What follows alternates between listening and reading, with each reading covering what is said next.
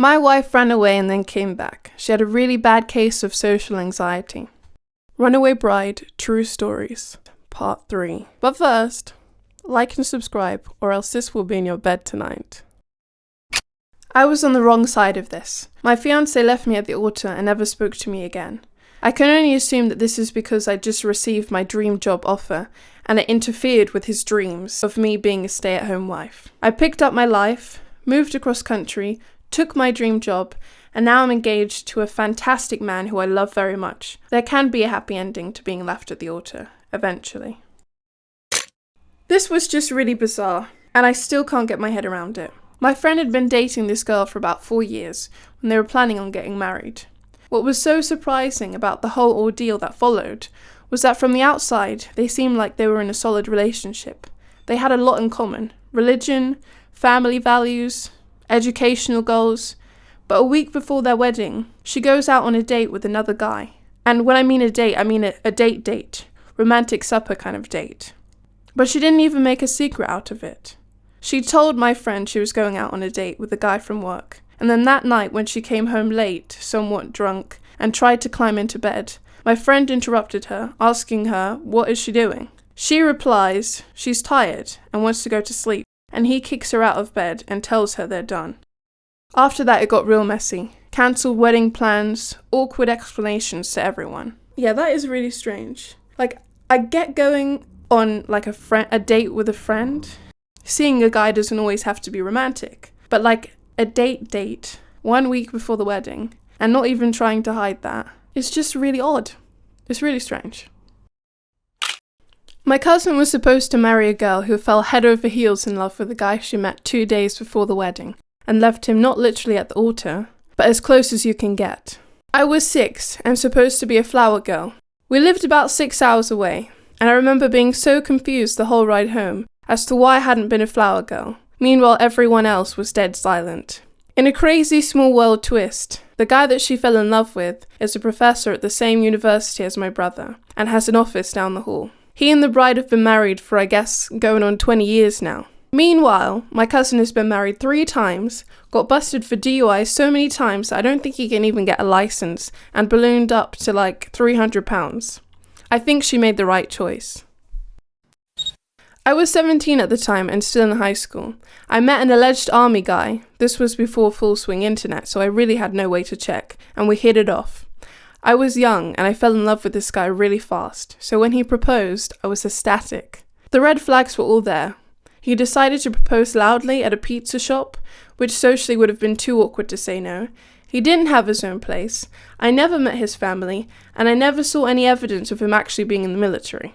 Cue a few weeks later to when we had a fight because he called out his sister's name when we were getting it on. He then told me that everything would be fine because he was going to take me to Kentucky to live on an army base. He also told me he wanted me to be barefoot and pregnant most of the time, and we were going to get married and leave the day after I graduated high school. I did some real soul searching and became quite withdrawn and quiet. I was visiting my nana one day and she asked me, "Are you in love with him or are you just in love with the idea of a wedding?" And just like that, the bubble burst. I cried and broke it off with him.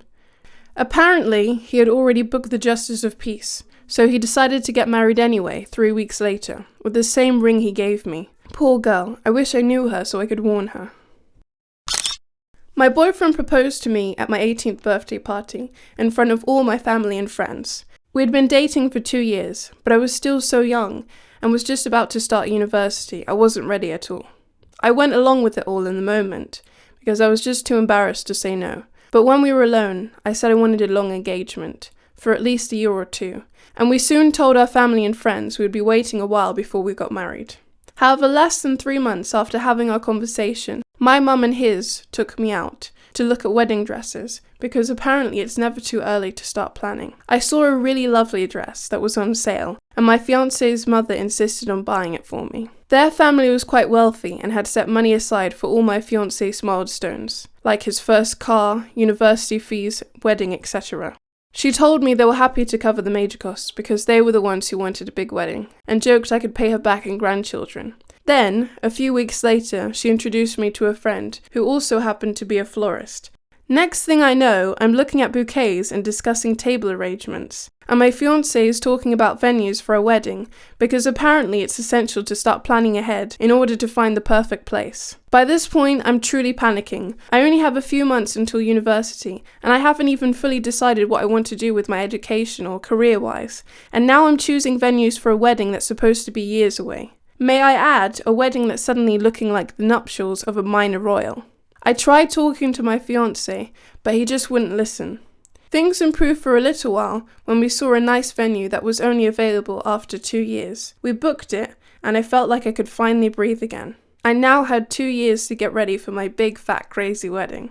However, that relief was short-lived. Unbeknownst to me, the venue had a sudden cancellation that was less than 6 months away, and my fiancé accepted it without telling me.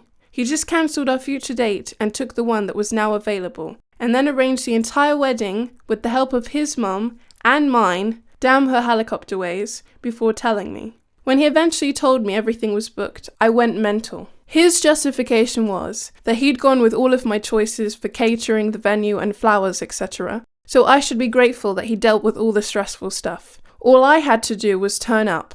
I told him, which by now must have been the 7th time, that I was in no way ready to get married in 6 months' time. And to that, he just dismissed my opinion as being childish and said that the invitations were already at the printer, so it was too late to change my mind. That was the last straw. I finally realised what a selfish douche he was. He had been manipulating me this whole time, so I threw the engagement ring back in his face and told him I didn't want to see him anymore. I told my family and friends, cried a lot, and changed my number because he wouldn't stop calling. Then, out of the blue, 2 months later, my mum got a call from his mother because she hadn't been able to get in touch with me to arrange dress fittings and finalise the bridesmaids. All this time, the douche hadn't told them we'd split up. My mother explained everything to his parents, and I figured that was that. But no. The following week, my ex-fiancé's mum had the audacity to present my family with a bill for half of what they paid out for the wedding. It came to thousands of pounds. They booked everything, right down to the cake and the favours, without telling me, and wanted me to pay. I was dragged to court over the bill, but luckily, because I was able to prove that we were broken up at the time most of it was booked, I wasn't liable. But I still had to pay almost £2,000 for things that were booked before we split. I was the groom, and I left like 31 million seconds after the last second. My ex was mentally unstable, and when we started dating, she was on multiple psych meds that she didn't tell me about. Then, as soon as we moved in together, for some reason she stopped taking them cold turkey and basically made my life hell. She was constantly physically and mentally aggressive. She would go out without telling me, refuse to answer her phone, and then come back and scream at me for watching a movie because it had a pretty actress in it, and apparently that actress was a loose woman. In fact, according to her, every other woman on the planet was a loose woman that was just waiting to have their way with me. It got so bad that she refused to let me leave the house, except to go to work. And then she would go out and then try and ambush me to make sure I wasn't cheating. She was also unemployed, so unfortunately I couldn't escape her for long. Why did I stay?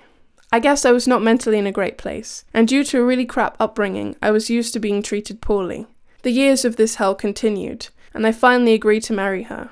We had the ceremony and everything. Everyone believed we were married. However, I had one moment of clarity, and I refused to sign the marriage certificate to make it official, until she went to counselling and got back on her meds. When she refused, I put the certificate away, and as far as I knew, that was it. Eventually, tired with all her crap, I mustered the courage to get my act together and start going to counselling behind her back and gradually move the money into my own secret account. Then one day, just up and disappeared on her. But that wasn't the end. 4 years later, I had a new girl. I was getting ready to propose when I got an email from my ex, telling me that we were, in fact, actually married, and she wanted a divorce because she met a new guy and wanted to get married. My initial thought was, huh? Followed by pity for her new target. So what happened those years before? The week after I refused to make it legal, she stole my wallet, got her buddy who looked a lot like me, and took him down to the courthouse to file the certificate. So technically, we were married the whole time, and I had no idea. I was enraged to say the least, but at least she was finally out of my life for good.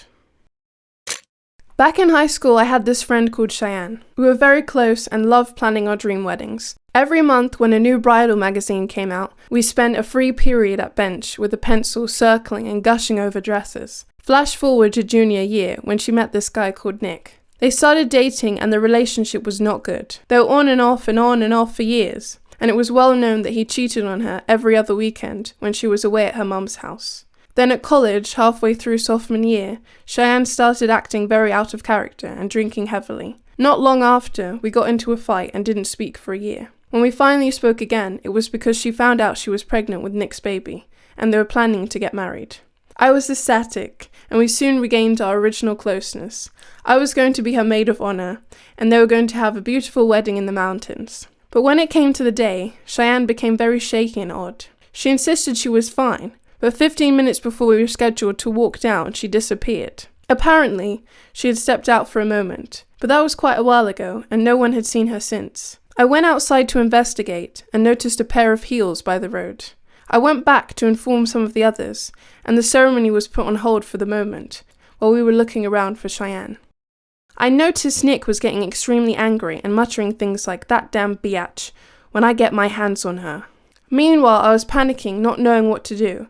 I asked everyone to help look for her because I was worried that she'd fallen down a hill or something, but at the same time I was double-guessing myself, thinking that I should have gone for a more discreet solution, because I smelt something fishy. Maybe she could have run off, considering their past, and what I just heard Nick say. I drove into town, which was just a 10-minute drive, but a 45 to 1 hour walk, and easily spotted Cheyenne in her big white fluffy dress, walking into a bar. So I followed her and went in to talk to her. That was when she confessed that Nick had been verbally and physically, in both ways, mistreating her since high school.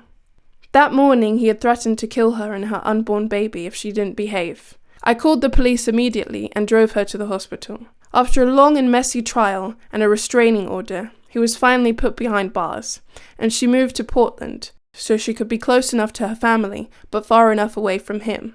Now she's getting remarried this September, and her baby is now 4 years old and beautiful. Her name is Harmony. YouTube thinks you might like this video.